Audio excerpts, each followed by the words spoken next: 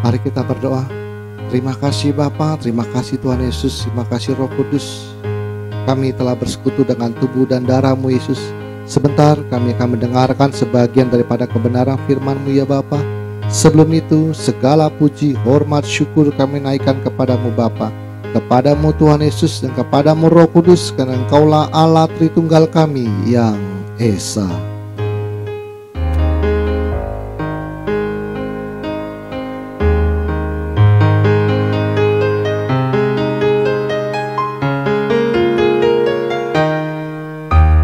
Hormat bagi Allah Bapa, hormat bagi anaknya, hormat bagi Roh penghibur ketiganya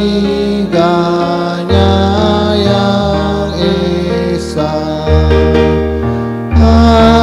Haleluya, haleluya, ketiganya yang Esa. Haleluya, haleluya, ketiganya yang Esa. Ketiganya yang Esa, ketiganya yang Esa.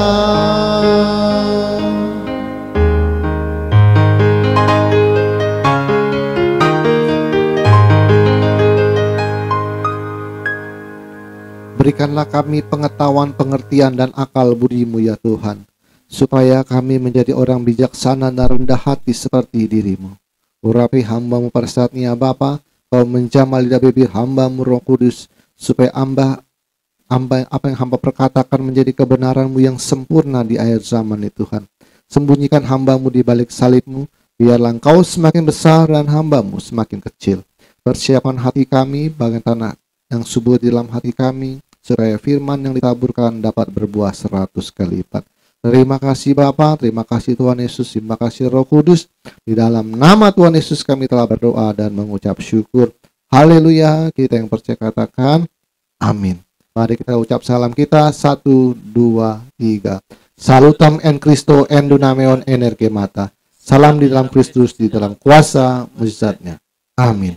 Silakan duduk. Shalom semuanya. Speaker yang depan dikecilin. Saya yang mendengar suara saya agak dengung juga. Oke, langsung. Sekarang jam berapa? Jam 12 ya. 12:30 ya. 30 menit. Oke, kita lanjutkan. Kudus sehingga bersih dari kejahatan, khotbah yang ke-305, episode yang ke-7. Berbuat baik itu tidak boleh koar-koar, apalagi sampai sengaja diketahui oleh seluruh dunia. Jadi kita kalau berbuat baik, jangan di-videoin dan di-upload di YouTube maupun di di Facebook. Matius 6:3, tetapi jika engkau memberi sedekah, janganlah diketahui dengan tangan kirimu apa yang diperbuat tangan kananmu. Hendaklah sedekahmu diberikan dengan bersembunyi maka Bapakmu yang melihat yang tersembunyi akan membalasnya kepadamu. Jika kebaikan kita dibuat konten dan di-upload di sosial media, pertama kamu sudah mendapat upahnya. Didoakan oleh orang yang menerima kebaikan. Namanya di videoin. Itu kan sengaja, sekarang kan banyak zaman konten tuh. Kalau nolong siapa sengaja di videoin ya kan, kasih hadiah. Itu pasti saya selalu jawab, lihatnya, oh terima kasih Pak, saya mendoakan Bapak supaya banyak umur. Dia sudah dapat upahnya. Terus kedua, kamu sudah mendapat upahnya pujian dari manusia. Wah, yang komennya, wah hebat Pak Pendeta, wah itu berbuat baik ya. Sama yang bikin konten kreator secara duniawi. Terus berbuat baik. Dia bilang rasanya, wah puji Tuhan berbuat baik. Siapapun agamanya apapun selalu dapat pujian dari kolom komennya. Ketiga, kamu sudah mendapat upahnya, dapat rezeki dari Facebook dan YouTube. Duitnya sudah cair. Jadi kalau Anda berbuat baik di upload ya, saya lihat banyak ya orang sekarang nolong tukang bakso nggak laku-laku, saya lihat setengah harian, Bapak baksonya udah belum laku belum? Belum ya. Terus oke Pak, saya borong semua. Lalu semua orang yang lewat-lewat, yang ojol-ojol tuh, Pak makan Pak, gratis Pak, makan gratis. Itu difilmin. Anda sudah dapat upahnya, ya. Tapi benar nggak kalau kita berbuat baik, namanya kita akan menerima rezeki? Iya, rezeki kita jadi lebih baik karena kita dengan sedekah itu memang memperlancar rezeki kita, benar. Tapi untuk di sorga enggak ya. Untuk di sininya dapat rezeki. Bener kan, YouTube sama Facebooknya kan meledak subscribe-nya. Oh ya kan. Pak tukang bakso makan gratis. Tukang ojol semua tuh yang lewat-lewat, tukang apapun yang lewat ya, semua dipanggil, diborong semua. Itu dibikin konten semua. Ya. Itu Anda kan sudah mendapat upahnya. Pertama, didoakan orang yang menerima kebaikan, sudah dapat pujian dari manusia dari kolom komen, dan ketiga dapat rezeki dari Facebook dan YouTube. Urusan surga nggak bisa, karena Alkitab bilang harus tersembunyi. Jadi sebenarnya gereja-gereja yang berbuat kebaikan, bagi beras, bagi makan, terus di videoin itu nggak ada upahnya di surga. Nol. Anda hanya dapat pujian dari manusia. Oke. Standar pertanyaan adalah, apakah kita memang dapat dipercaya Tuhan 100%? Kalau sampai Tuhan membukakan semua rahasianya, kita harus dapat dipercaya oleh Tuhan dengan sempurna. Kalau kita perhatikan lebih dalam, bahkan kesembuhan atas kehendak Tuhan Yesus dan kemauan Tuhan Yesus, dan seakan-akan bukan kehendak Bapa, dan Tuhan Yesus seakan-akan tidak perlu bertanya kepada Bapa. Jadi Tuhan Yesus tidak perlu ditanya apakah orang ini perlu disembuhkan atau tidak. Dan yang pasti Bapa selalu menjawab keinginan hati nurani Tuhan Yesus. Karena apa? Tuhan Yesus dengan Bapa telah homoios dengan kepribadiannya. Yang terjadi sekarang di gereja adalah melakukan KKR, itu adalah altar call.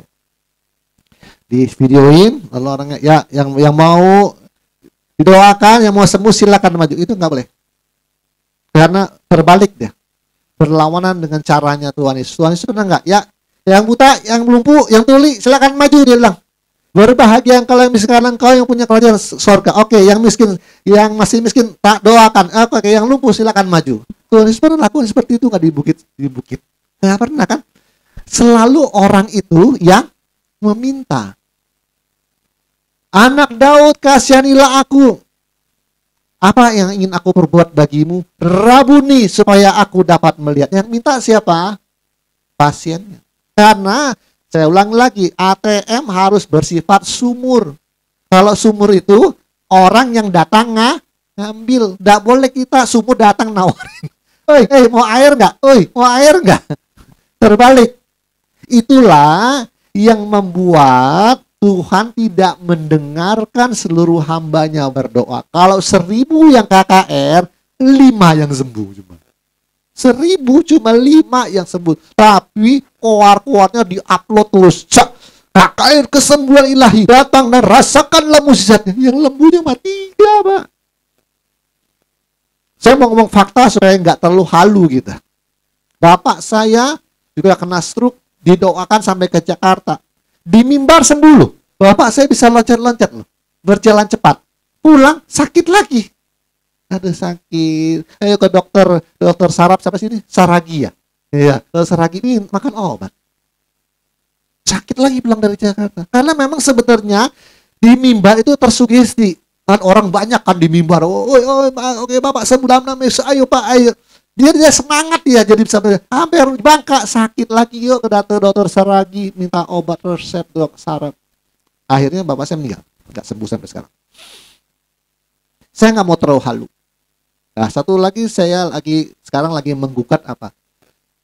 Di mimbar gereja dengar ya, di mimbar gereja tidak boleh terlalu membahas hal-hal yang berseksual, itu terlalu vulgar. Ada lihat saya punya postingan? Ya. Ya, jadi saya sudah posting, jadi nggak boleh ya kita di mimbar gereja terlalu bicara tentang seksual, itu terlalu vulgar, nggak boleh. Karena apa? Kita ini orang Indonesia, orang ketimuran. Kita ngomong tentang hal-hal yang berbau seksual di mimbar itu dinilai adabnya kurang sopan, kurang bertoto kromo. Jadi kayak penilaiannya kurang suci, kurang kudus. Makanya saya kan jarang ngomong tentang seksual, hanya sepintas-sepintas selalu. Kalau Anda lihat di Facebook saya sudah posting. Sampai pendetanya nih ngomong begini perempuan. Anda tahu suami kita itu suka dengan fantasi seks yang liar katanya. Kenapa enggak sekalian? Kenapa Anda tidak pakai G-string aja gitu? Oh, G-string. Parah itu. Ngomongin tak. Ini saya nggak mau buka semua deh. Kenapa nggak sekali pakai G-string? Kalau untung saya bilang, saya sama ngomong sampai sama pendeta Roy, si Palehut, saya bilang, untung kita ini pendeta, saya bilang. Untung kita ini pendeta berdua. Pak Pen, saya bilang, Pak Pendeta aja. Kalau kita ini berdua masih jemaat biasa, jemaat awam, dan saya ikut ibadah itu tuh, yang sedang membahas seksual, setelah dia setengah jalan, mungkin saya mau angkat tangan gitu. Ibu pendeta, saya mau tanya, apakah ibu dalam berseksual dengan suami seliar yang ibu ceritakan itu di mimbar? Coba ceritakan, jelaskan kepada kami secara detail dan ngejelimet supaya kami lebih paham gitu. Ketawa sih, saya ngomong nggak apa-apa, direkam dan dia dengar juga. Pak Pen si Rosbud ketawa, dia kasih nah itu dia Pak Pede, dia bilang, wek, iya nggak boleh. Sampai fantasinya seksualnya berfantasi, Anda mau apa mau pakai G-string, apa mau kayak BDSM, atau BDSM itu dari seksualnya perempuannya diikat gitu. Memang gila semua itu. Saya udah sampai posisi saya agak terganggu saya. Di mimbar gereja tidak boleh bicara seksual terlalu vulgar. Hanya numpang lewat aja. Karena kita nih orang timur, bukan orang barat. Anda kalau bicara tentang seksual di kami ini orang timur nih agak gitu, kayak nggak enak gitu. Kembali lagi, suara hati sudah bersuara. Dinilai dalam adab kita orang ketimuran itu enggak dinilai kurang sopan, tidak bertoto kromo, tidak suci. Karena Tong Samtu pun nggak pernah ngomongin sampai menjelimet begitu, di urusan kasur pun diceritakan gitu. Ya, oke, kita kembali ke sini. Itulah penyebabnya pendeta kenapa kalau tumpang tangan ada yang sembuh, ada yang tidak. Pak, kalau ditanya, Pak Bareji juga bisa nyembuhin orang. DBRS terkenal itu dengan perjamuan kudusnya. Tapi pertanyaan saya adalah, itu karunia cuma-cuma, tidak berdasarkan kepada pasti sembuh. DBRS dari Pak Bareji juga, dari 1000 yang hadir paling 5 yang sembuh. Memang ada bayi misalnya mati dalam kandungan terus didoain dengan Bapak Bareji, memang akhirnya bangkit lagi, mati memang. Tapi jumlahnya berapa? Sedangkan target daripada ATM itu tidak mau, insya Allah moga-moga dalam nama Yesus sembuh. Aja ada yang sembuh, ada yang enggak. Sembuh? Enggak. Sembuh satu. Enggak. Sembuh satu. Ini total paling 4-5 orang yang sembuh. Kita kalau nggak salah juga pernah pergi di sini waktu orang Malaysia itu ya. KKRI orang Malaysia ya. Nah, sembuhnya berapa orang? Kalau nggak salah di GB sama juga pernah yang sampai dipaksa-paksa tuh. Bapak yang sebagai bantuin masukin siapa? Pak itu yang dari Palembang, benar ya kan? Nah, pulangnya sakit juga kan? Ya makanya kita ini nggak mau begitu. Kita maunya seperti Tuhan Yesus. Tuhan Yesus itu kalau tumpang tangan pasti sembuh, itu targetnya ATM. Tidak mau pakai insya Allah sembuh. Makanya ATM tidak boleh altar call, dipanggil siapa yang sakit nggak boleh. Saya kalau habis khotbah turun mimbar ya udah pulang saya. Tapi kalau ada yang, Pak pendeta ini Pak, sudah 10 tahun Pak diabetes nggak sembuh-sembuh, saya dipanggil Pak pendeta tolong sembuh. Nah itu baru saya balik lagi. Baru saya doain. Jadi saya nggak sengaja altar call, nggak boleh. Karena sumur itu dicari orang, bukannya sumurnya nyari orang. Mau perlu air nggak? Perlu air nggak? Perlu air nggak? Papa pernah cerita sama saya, katanya dulu. Ya di sana juga meluap-luap katanya sumurnya. Nggak boleh, kan dibenci orang akhirnya kan, nggak boleh. Harus dia biarlah orang yang menimba air. Kita diem. Saya kan banyak diem sekarang. Punya bapak tua saya gitu, nggak boleh ngedor pintu. Oh, saya diem sekarang. Tapi kalau orang bertanya, berarti dia sedang mau menggali air saya dong. Pak, saya mau tanya kalau dia sedang mau menggali air, saya curahkan airnya. Gini loh. Set, set, set, set, set, set. Nah, gitu. Jadi harus orangnya kesini dulu. Saya nggak ada altar kok, nggak boleh. Oke. Yohanes apa namanya? Tadi sampai mana tadi?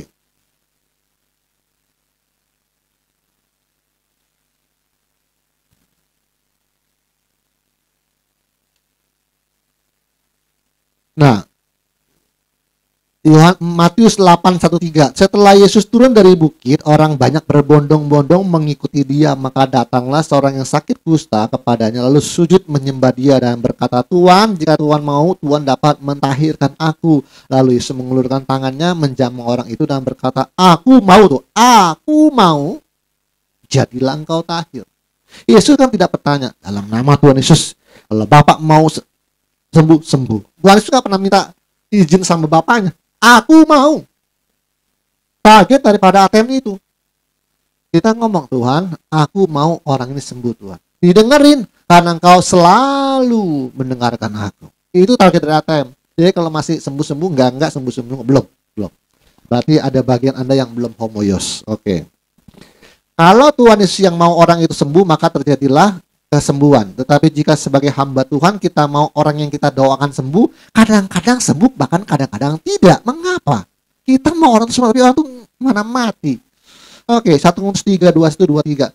Karena itu janganlah ada orang yang memegahkan diri atas manusia, sebab segala sesuatu adalah milikmu. Baik Paulus maupun Kefas, baik dunia hidup maupun mati, baik waktu sekarang maupun waktu yang akan datang, semuanya kamu punya, tetapi kamu adalah milik Kristus dan Kristus adalah milik Allah. Pokoknya bagian kesaktian tidak boleh dipromosikan. Kita harus, kalau ngomong gampangnya, kita tuh harus seperti empu-empu zaman sakti zaman Singosari, Majapahit, empu gandring tuh sakti semua sampai bikin keris. Empu gandeng kasih tahu ya, empu gandeng itu kalau nempah kerisnya tuh yang untuk dipakai arok loh. Ini cerita. Atau nggak ceritanya gimana? Itu nempahnya bukan di atas besi loh. Nih, kalau orang yang bikin parang, golok, itu kan dibakar dulu sama merah. Ditaruh di besi. Empu gandring nggak taruh di situ. Taruh, nih. Bakar panas-panas merah, taruh di pahanya. Getoknya pakai ini nih. Bukan pakai palu ya. Nih, tangan nih. Taruh di paha. Beng. Artinya, kalau memang Kristus sakti buatan empu gandring, pasti ada nih. Ada cat tangannya. Ini kan garis tangan. Ini ada bergaris semua tuh. Itu parang. Itu asli buatan empu gandring yang dipakai Ken Arok untuk bunuh orang. Membunuh gurunya sendiri. Itu pernah nggak keluar terima pasien empu gandring sakti mandraguna, nggak diem, tapi nempa parang taruh di paha, tau nggak, merah, pukulnya pakai ini, pakai palu. Anda belum sakti ya, nih pakai ini nih, beng. Dari keris yang asli ada cap ininya nih, tuh garis ke tangannya. Nih, ulirnya pakai apa? Pakai 2 jari. Bakar merah kan tulisnya mau dilengkung tuh. Pakai begini nih. Pakai jempol sama telunjuk, saya kasih tahu, boleh buka sejarahnya. Pakai ini lengkung ini, tuh, kayak gini tuh. Kalau masih pakai tok, belum sakti Anda. Nempahnya di paha, ngukirnya pakai jari. Ngukur kayak ular gitu. Tapi pernah nggak keluar? Enggak. Nah, jadi ATM harus bersifat situ, diem. Sakti juga diem, jangan diupload.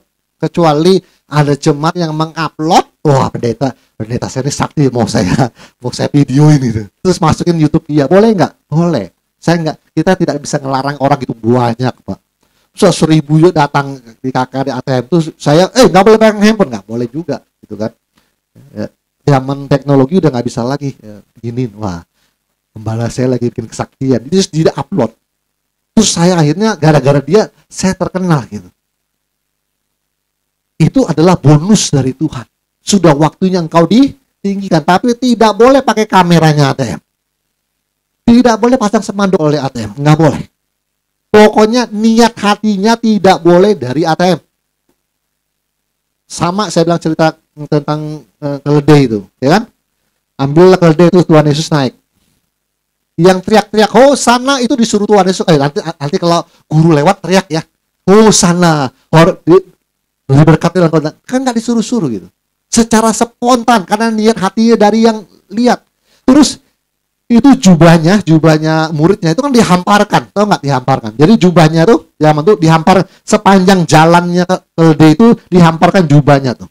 Untuk apa itu? Red carpet. Jadi kalau orang karpet merah itu kan kita jalan lapis itu jalan red carpet. Itu red carpetnya Tuhan Yesus, jubahnya ditaruh dihampar ke sepanjang jalan keledai itu. Siapa? Ide siapa? Tuhan Yesus nggak nyuruh. Secara spontan orang, itu yang benar. Itu bonus dari Bapak di surga. Nggak boleh. Terus nanti ntar atur ya kalau saya lewat, tolong dihamparkan jubah. Nanti soalnya ada bagian choir, itu musik, coba teriak-teriak Hosana. Kan nggak diatur seperti itu kan. Nggak boleh. Ya, itu memuliakan diri sendiri namanya. Nggak boleh. Oke. Kalau seseorang masih mempunyai sifat membanggakan diri atau membanggakan diri, Tuhan tidak akan memberikan kepastian mukjizat yang luar biasa. Pasti ada yang sembuh dan ada yang tidak sembuh. Kalau pasti sembuh, suatu kita menumpangkan tangan, kita ini akan menjadi sombong luar biasa. Bener nggak nih? Kalau pasti sembuh nih, sembuh 5 aja sombongnya sampai YouTube. Sampai taruh di simpang 4 balihonya tuh, simpang 4 kan, balihonya. Gambar pendetanya pegang Alkitab. Cuma 5 yang sembuh aja koarnya sampai begitu. Kalau pasti sembuh gimana Pak? Langit 3 tingkat. Saya kira sampai langit tingkat 7 jebol lantai tingkat 3 saya bilang. Sombong luar biasa. Oke. Ada 15 kesombongan ya. Saya tidak baca lagi.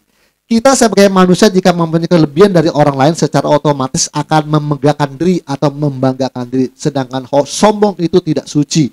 Jadi pribadinya tidak homoios dengan kepribadian Bapa di sorga. Benar nggak? Kalau kita ini kalau punya kelebihan pasti mau banggain nggak? Apalah? Jago talenta, jago nyanyi, semuanya. Dan saya perhatikan juga sebagian, nggak semuanya. Saya nonton YouTube tuh yang WL suka nyanyi. Sebagian itu memang suaranya bagus.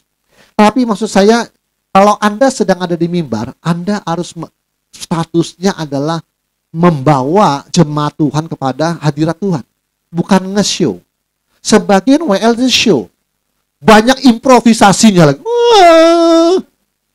Selalu Tuhan menjawab doa. Besar kecil, volumenya besar kecil. Cara nyanyinya besar kecil. Kalau yang normal gini.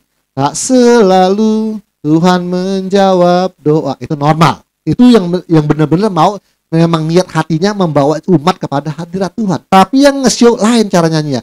Tak selalu Tuhan menjawab doa. Yang senang aja. Jadi volumenya pun besar kecil cara nyanyinya. Itu jadi kalau Anda seperti itu, saya sudah tahu suara Anda bagus kok. Tapi ada kesombongan di dalam waktu engkau menyanyikan dalam hadirat Tuhan. Anda lagi nge-show. Anda kalau mau show, jangan di gereja. Gantiin Michael Jackson aja. Show sendiri, iya. Ada gaya-gaya ininya kan. Mau gaya apa? Terserah. Ya enggak? Kalau di gereja tidak boleh. Jangan banyak improvisasi ya. Jemaatnya susah ngikutnya. Belajar dari pujian penyembahan. Saya sudah ajar pujian penyembahan. Pujian penyembahan itu sifatnya seperti seksnya wanita. Dari bawah, foreplay naik terus, orgasme turun. Cooling down. Kalau langsung praise, itu seksnya laki-laki. Lihat janda, langsung begitu. Langsung puncak dia. Nggak boleh, itu seksnya laki-laki. Harus perempuan lama. Perempuan itu kasih rayu-rayu dulu, naik pelan. Jadi makanya, nanti kita nyanyi caranya gimana? Tak selalu piano dulu. Tuhan menjawab doa. Nanti baru bait kedua tak selalu pakai drum. Tuhan menjawab. Baru naik, baru masuk bass gitar baca. Begitu. Pelan terus sampai hadirat praise orgasme. baru cooling down, masuk dalam firman Tuhan, masuk semua. Firmannya juga jelek aja masuk semua. Kalau nyanyinya udah berantakan, Pak. Kita ini kan kalau naik ke gereja, Pak ya, kan kadang-kadang ngebut udah telat, kadang-kadang baru matiin motor, masuk gereja udah haleluya, haleluya. Nah pas kita aja masih ngos-ngosan dari parkiran, bener nggak ya? Sakar, masih ngos-ngosan nggak? Tapi masuk di ruangan udah lagunya tadi apa tadi? Lagu mereka tadi ya. Bangkit sebutkan nama baru ngos-ngosan turun dari motor dari parkiran. Pas masuk gereja lagunya begitu. Kecuali kita datangnya telatnya terlalu banyak, setengah jam, berarti udah masuk ada itu selalu sendiri. Tapi kalau baru kira-kira kadang-kadang baru telat 2 menit 3 menit udah press dia hajar. Nama Yesus benar. Ya kita di sini begitu, Pak. Aduh, nggak berakal budi Anda. Nggak berakal budi Anda. Nggak punya pengertian. Mengapa Tuhan tidak memberikan kepastian mukjizat pada seseorang yang dipakai luar biasa sekalipun olehnya? Jadi kenapa Tuhan itu tidak memberikan pasti sembuh, pasti sembuh, pasti dalam nama Yesus sembuh, sembuh. Pokoknya yang pasti-pasti aja toh.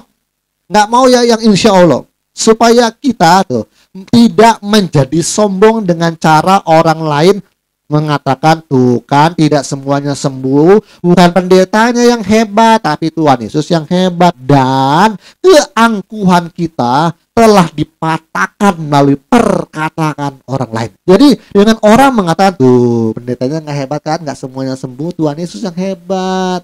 Dengan orang berkata seperti itu sebenarnya kita sedang ditundukkan argumen kita. Benar nggak? Ada sakti sih. Nggak 1000 yang datang cuma 5 orang.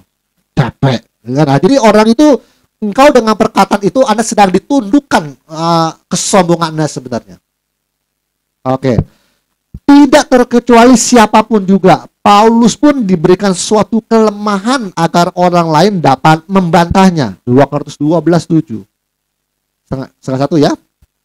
Dan supaya aku jangan meninggikan diri karena pernyataan yang luar biasa itu, maka aku diberi suatu duri dalam dagingku, yaitu seorang utusan iblis untuk mengocoh aku supaya aku jangan meninggikan diri. Jadi dia pernah artinya tingkat ketiga daripada Firdaus. Pernyataan luar biasa, kan? Apalagi kalau nggak salah sapu tangannya ya, Paulus ya, sembuh tuh. Itu luar biasa dia. Tapi dia ngaku, aku diberi satu daging supaya aku tidak meninggikan diri. Ya benar. Paulus itu tidak pernah menentang perkataannya ini. Kasusnya ini dia tidak pernah ada satu tulis apapun yang menyatakan dia membela diri dengan pernyataannya ini. Jadi gini maksudnya. Aku ini sakti loh, karena sapu tangan orang sembuh. Dia waktu orang berkata, Paulus katanya sakti hebat, pernyataan luar biasa, pada langit tingkat 7 katanya. Orang lain dia sembuhin, dia sendiri sakit karena dikocok iblis. Emang Tuhan Yesus yang hebat, Paulus nggak hebat nggak? Waktu orang ngomong begitu, tidak ada satupun di Alkitab yang Paulus coba untuk berargumen tentang itu. Oh enggak lah, saya buktinya di dalam nama Yesus sembuh. Coba kamu alta. Tidak semacam itulah. Tidak ada Paulus coba untuk membela diri. Dia malah mengatakan supaya aku tidak meninggikan diri. Karena gini, Paulus itu sudah sampai di titik, ya benar juga sih ya. Orang lain aku sembuhin, tapi aku sendiri sakit karena duri dalam daging, ada utusan iblis di dalam diriku. Jadi ada iblis ya numpang di badannya Paulus, menimbulkan sakit. Sakit kan bisa disebabkan oleh setan juga kan. Kalau dukun nyantet itu sakit loh. Dibaca mantra, jarum dimasukin dalam tubuhmu bisa gitu. Oke. Jadi Tuhan sengaja izinkan terjadi, iblis itu ada dalam tubuh Paulus yang menyebabkan dia sakit gitu. Dan Tuhan biarkan si iblis itu bersarang di situ untuk selama-lamanya. Paulus mengatakan, sudah 3 kali kata Paulus, aku meminta kepada Tuhan. Tetapi itu jawab Tuhan apa? Cukuplah kasih karuniaku kepadamu. Itu secara kesaktian, oke? Secara kesaktian Paulus itu sombong. Ada yang komen kali kalau gua ngomongin nabi sama rasul nih sombong semua ini. Kadang-kadang saya kalau ngomong begini, kadang-kadang pasti komennya, bapak-bapak lebih hebat dari nabi, Pak. Apa bapak lebih hebat dari rasul, Pak? Sampai nabi rasul pun dikoreksi oleh bapak. Introspeksi, Pak, diri, Pak. Jangan cari selumbarnya orang gitu. Saya bukan cari selumbarnya orang. Tuhan sendiri yang menyatakan bahwa nabi dan rasul itu tidak berakal budi. Tuhan sendiri yang bilang. Kalau dia tidak berakal budi, pasti diukur dari standarnya Tuhan Yesus. Mereka pasti ada celah nggak? Ya, diukur dari standarnya Tuhan Yesus. Loh, Musa aja pernah emosi kok di air meriba. Apakah kami harus mengeluarkan? Marah dia, langsung nggak boleh masuk tanah perjanjian. Wah, ada salahnya kok. Paulus saya kasih tahu di mana kesombongannya, kedosanya, kan sombong itu dosa. Nah, itu secara kesaktian dia ditahan Tuhan dengan utusan iblis masuk dalam tubuhnya dan bersarang bertahun-tahun sampai mati. Tuhan sengaja nggak mau lepas. Karena kalau saya lepas nih, saya usir nih iblis, waduh bisa sombong luar biasa.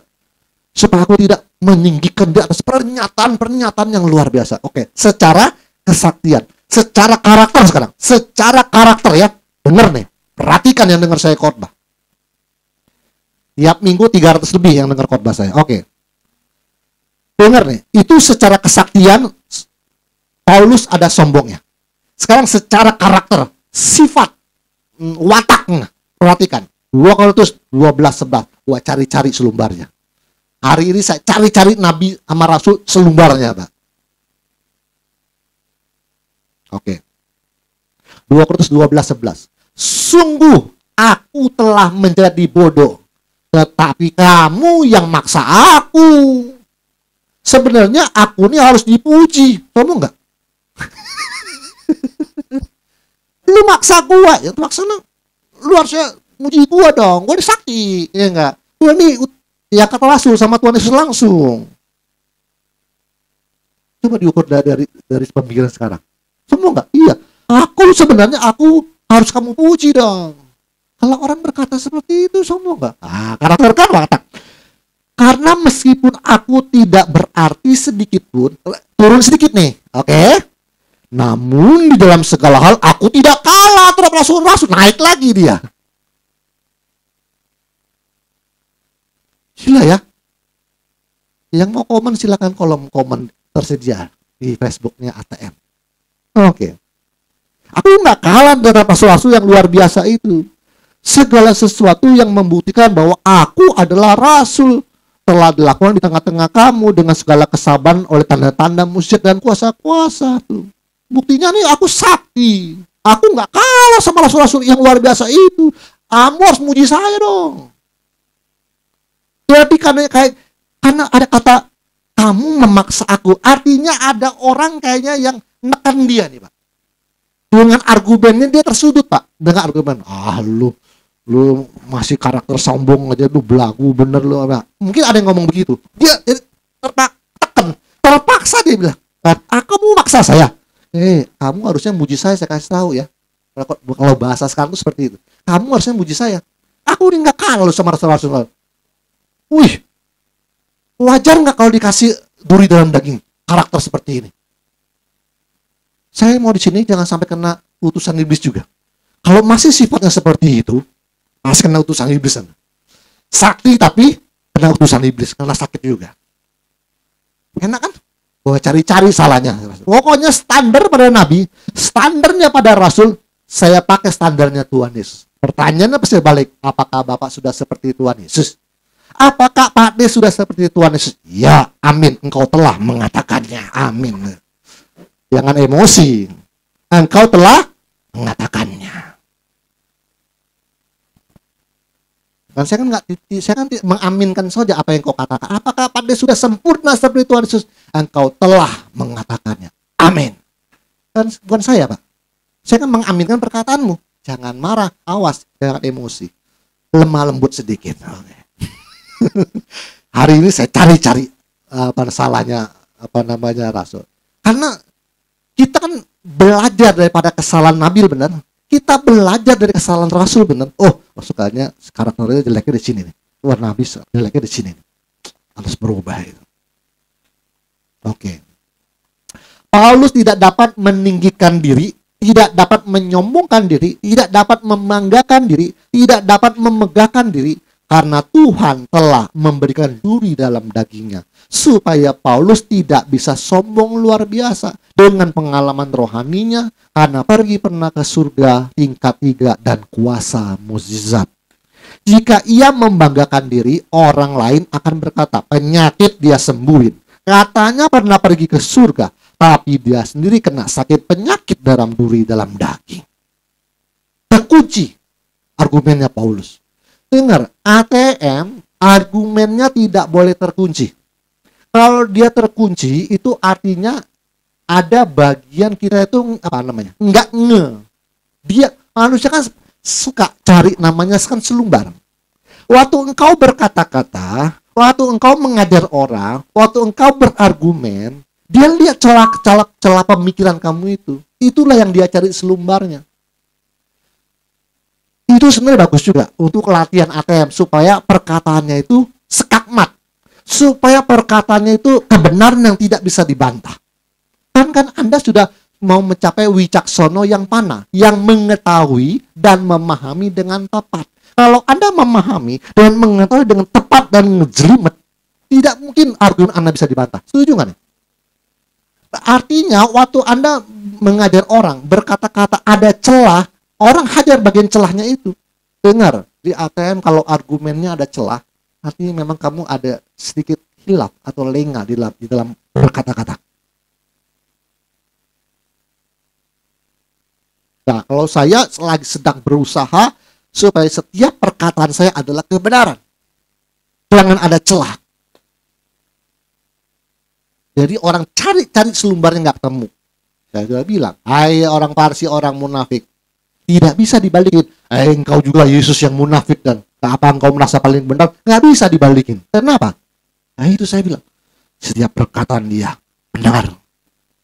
Waktu dia dikunci sama perempuan berzina, guru, menurut hukum Musa orang ini harus dihukum lemparin batu. Bagaimana menurut guru? Ini kalau orang yang nggak bijaksana. Orang yang nggak bijaksana bisa kelenger loh. Waduh, bahaya nih. Di dalam argumennya pasti si Farisi yang licik ini argumen pikir sudah siapin. Kalau dia lemparin batu, mari kita lemparin batu bareng-bareng. Yang dipersalahkan pasti dia. Bener nggak? Ngerti nggak? Si Farisi waktu bertanya, guru, perempuan ini kedapatan zina. Menurut hukum Musa, dia harus dilemparin batu. Menurut guru gimana? Di dalam argumennya Farisi nih, dia sudah siap dalam diri.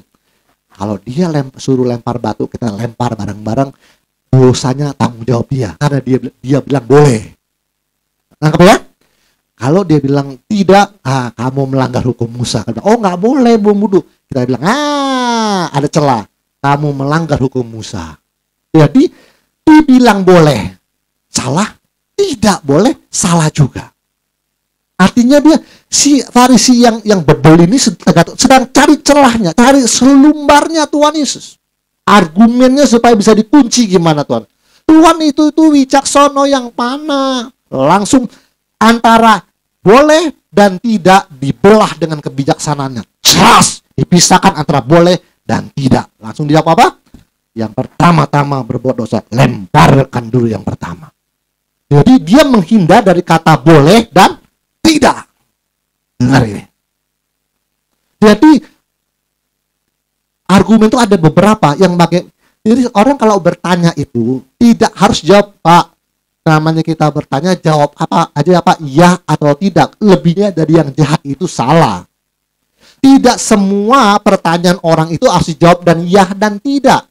Kalau engkau punya kasih, kamu pasti menjawab seperlunya untuk menutupi keburukan orang yang kamu kasih. Masa buka semua full aibnya orang? Ya, kita yang nggak bener. Aibnya orang, oh ya bener tuh nggak bener tuh. Saya udah lihat sendiri dia begini. Dibukain semua, kan gila itu nama kelo. Jadi nggak semua pertanyaan itu harus jawab ya atau tidak. Pertama, bisa ya atau tidak. Kedua, dengar nih argumennya. Bisa mempertanyakan balik apa yang dia tanyakan. Contohnya gini. Engkau menghujat Allah, karena engkau menganggap engkau anak Allah. Yesus nggak jawab. Jawabnya apa? Ditanya balik. Mengapa kitab suci mengatakan engkau adalah Allah? Bagaimana firman itu bisa dibatalkan kalau dia mengatakan kamu adalah Allah? Ditanya balik. Jadi setiap pertanyaan tidak harus dijawab iya dan tidak. Balikin pertanyaan. Atau yang tadi saya bilang, dengan kebijaksanaan yang tajam dibelah antara ya dan tidak, menghindar ada kata ya dan tidak. Ada lagi yang dia membelah tentang ya dan tidak. Kaisar, bolehkah memberi pajak kepada kaisar? Dua argumen yang disiapkan oleh Farisi yang brengsek ini.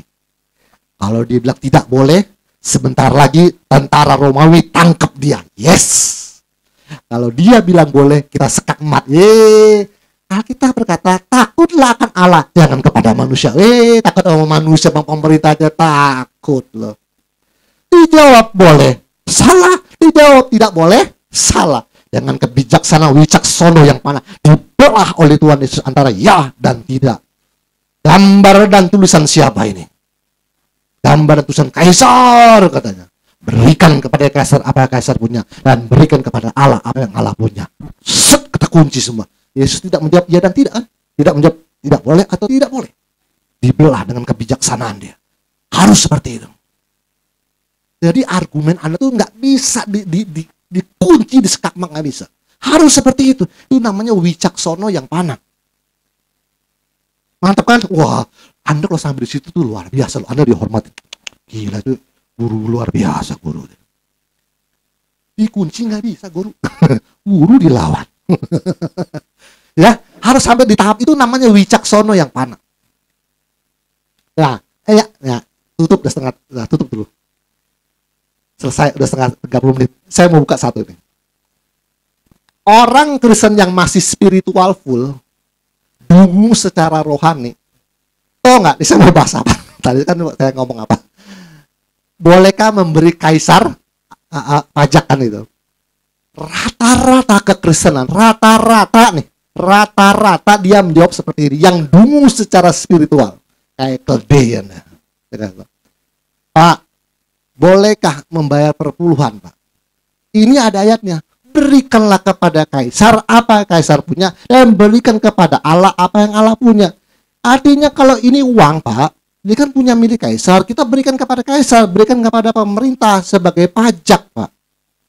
Dan berikan juga uang, berikan juga kepada Allah apa yang Allah punya, Pak. Jadi ini uang kasih Allah juga, persembahan sulung, janji iman, dan pula sulung itu milik Allah, Pak. Jadi duitnya dibelah dua, setengah untuk bayar pajak pemerintah, setengahnya untuk Tuhan, begitu.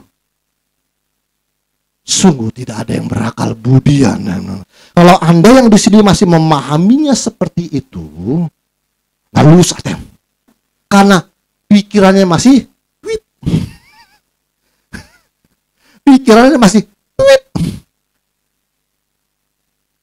Dengar, gambar dan tulisan siapa? Oke, diambil koinnya, bener. Ada gambar dan tulisannya kaisar. Di duit 100.000 ada tanda tangan siapa di situ? 1.000, 2.000 sampai 10.000 itu ada tanda tangan siapa? Pemerintah, benar. Deputi gubernur apa itu? Menteri keuangan. Ada tanda tangan pemerintah. Ada tandanya, tanda tangan, dimateraikan oleh tanda tangan pemerintah. Artinya uang itu ada milik pemerintah. Jadi harus bayar pajak. Serahkan kepada pemerintah. Karena itu ada tandanya, tanda tangan, ada tanda pemerintah. Terus berikan kepada Allah apa yang Allah punya. Cari dulu benda apa yang ada capnya Tuhan. Jangan duit itu tidak ada capnya Tuhan. Gelo Anda. Duit itu tidak ada tanda tangan Tuhan, tidak ada tanda cap apapun. Memang ada di duit 100.000 ada tanda Tuhan, tanda Allah. Cari benda Isakar yang ada tandanya Tuhan. Apa itu coba? Coba mikir sebentar Isakar. Cari benda apapun itu, nggak terserah, yang ada tanda dan capnya Tuhan, yang menandakan itu milik Tuhan. Cari apa itu? Diri kamu sudah dimateraikan pada hari untuk hari penyelamatkan, dan janganlah mendukakan Roh Kudus. Dirimu ada materai, yaitu Roh Kudus. Itu tanda milik Allah. Jadi dirimu adalah untuk diserahkan kepada Allah. Hidupku adalah penyembahan. Hidupmu adalah ibadah. Dan harus engkau menyerahkan dirimu sebagai persembahan yang hidup, yang kudus, yang tidak bercacat celah. Itu yang benar, itu yang wicaksono, yang panah. Kalau masih ngomong duit di sini, tidak lulus 10 tahun lagi. Gila, 10 tahun lagi, itu 9 tahun tambah 19 tahun. Nggak mau saya. Pokoknya di ATM tidak boleh ada pemikiran duit. Saya sedang memusnahkan yang nama duit. Ya kalau mau dibilang pendeta nggak doyan duit, ya terserah lah. Tapi sih doyan sih sebenarnya. Cuma nggak boleh. Di dalam hatimu tidak boleh ada duit yang bertata. Makanya Allah sampai turun. Allah itu yang luar biasa sampai merendahkan dirinya untuk bersaing dengan namanya mamon di dalam hati manusia. Tuhan itu luar biasa. Kertas ada apa sih artinya? Tiup sampai terbang ke planet Pluto sama Tuhan Yesus. Tapi dia Tuhan itu yang luar biasa sampai merendahkan dirinya untuk bersaing namanya mamon di dalam hati manusia. Tuhan mau lihat kalian ini di dalam hatinya mau pilih siapa, lebih berat ke mana coba. Tuhan mau lihat coba. Kalau Anda diundang, Pak, undangan Pak, iya. Mau undang Bapak KKR berapa Pak? Kalau KKR tarifnya 2 juta Pak. Ini apa? Oh, kebaktian ini Pak, Komsel Pak, ada bos saya orang kaya. Oke, 1,5 juta. Orang kaya, so. Ini Pak, mau ngundang Pak ibadah hari Kamis ibadah biasa tengah minggu Pak. Jemaatnya berapa? Ya, paling cuma ada 40 orang. Nanti dulu ya, saya lihat dulu jadwal. Jadwal saya ada nggak pas hari Kamis nih ya? Oh, nggak bisa Pak. Apa namanya? Penuh Pak. Ini jemaatnya 40. Seandainya diterima. Oh ada. Oh ya sebentar Pak ya, saya lihat dulu jadwalnya Pak. Oh ada Pak hari Kamis ini Pak, saya kosong Pak. Boleh Pak. Tarifnya 500.000 Pak. Ini ngomong terang-terangan, direkam.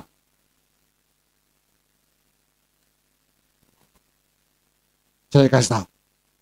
Sampai saya ketemu orang ini di gedung sinode. Temen kuliahnya yang ngomong sama saya itu pendeta itu tuh. Itu teman kuliah saya. Memang benar, dia pasang tarif katanya. Saya nggak mau sebut namanya. Tapi temennya satu kelas. Ketemu saya di gedung sinode. Ngomong sama saya langsung. Itu memang pasang tarif. Saya kan tahu. Saya. Dulu waktu kuliah Pak. Dia kan suka buka sepatu. Katanya itu sepatunya taruhnya di bawah Pak. Kita isengin. Sepatunya kita ambil dari belakang. Itu iseng kita ambil. Kita umpetin. Waktu dia mau pakai sepatu. Oh, sepatunya mana? Sepatu kita itu suka isengin dia, Pak. Teman sekelasnya cerita sama saya, ketemu di gedung sinode. Saya kasih tahu, pendeta mau Ertinas bertobat. Masih ada uang dalam hatimu. Ya, oke. Kita harus bersih, Pak. Nggak boleh ada uang lagi. Pokoknya kalau melayani aja. Kalau orang kasih, ya diterima. Nggak kasih, jangan coba-coba pasang tarif dan minta. Hidupmu adalah, kalau Anda sudah niat mau full time kan, Anda ini kalau mau full time nanti naik dari PDP nantinya. Anda kalau sudah sampai di titik itu harus mengikhlaskan hidup saya untuk pelayanan. Tidak ada yang lain, tidak boleh lagi ada daya tarik dunia lagi, udah nggak boleh lagi ada. Dikasih saya terima, nggak dikasih saya juga nggak minta. Ini pelayanan dalam nama Yesus, pulang. Harus belajar seperti itu. Saya nggak mau nanti ada yang lapor. Iya sih gurunya sih bener ngajarnya, nggak usah pasang tarif. Anak buahnya saya suruh kuburin mayat Pak. Dia minta tarif, amplopnya 300.000. Kalau ada yang lapor sama saya panggil orang itu. Iya kan dia kan. Kan saya mau terapin sistem Shaolin Temple. Mau saya kurung dalam ruang perenungan. Kalau ada yang lapor begitu, Pak, anak buah Bapak minta 300.000 Pak ngubur saudara saya kemarin Pak. Kalau ada yang ke situ lapor sama saya, langsung saya kurung itu. Itu dia kan yang full time langsung saya kurung. 3 hari nggak boleh keluar sampai engkau menemukan jawabannya. Kalau belum ketemu biarin aja terus seminggu dalam ruang perenungan. Kalau masih ngotot ya udah terakhir. Ya monggo aja lah. Harus murni. Ini visi terakhir. Harus sempurna. Tidak boleh ada cacat celah. Tuhan Yesus memberkati. Mari kita berdoa. Terima kasih Bapa, terima kasih Tuhan Yesus, terima kasih Roh Kudus, hamba-Mu telah selesai ya Tuhan. Tuhan, murnikan hati kami. Setiap pikiran, perkataan, ucapan dan niat hati kami Tuhan, selaras dan homoyos dengan apa yang Kau kehendaki Tuhan. Terima kasih Engkau telah mendidik kami sampai hari ini. Sambil kami menikah, punya anak, cari kerja, cari nafkah, dan kami pergi kemanapun kami suka, ke pantai ataupun kemanapun, tapi kami selalu setiap hari disempurnakan oleh Tuhan Yesus. Inilah mukjizat yang terbesar bagi kehidupan kami, karena tiada yang mustahil bagi orang yang percaya. Semua orang untuk menyucikan diri mereka harus bertapa di goa-goa Tuhan. Mereka harus semedi Tuhan untuk mencapai apa yang kami capai. Tapi kami hidup normal, kami tetap berlaku seperti manusia biasa pada umumnya, tapi kami hari demi hari, tahun demi tahun, minggu demi minggu, kami terus disempurnakan sampai sama seperti Tuhan Yesus. Inilah anugerah-Mu yang terbesar bagi kehidupan kami Tuhan. Berikan kami kesabaran untuk menantikan Kairos-Mu Tuhan, supaya Kairos kami tidak terlalu cepat dan tidak terlalu lambat, tapi tepat seperti yang Kau kehendaki. Terima kasih Bapa, terima kasih Tuhan Yesus, terima kasih Roh Kudus. Di dalam nama Tuhan Yesus kami telah berdoa dan mengucap syukur. Haleluya. Kita yang percaya katakan amin. Tuhan Yesus memberkati.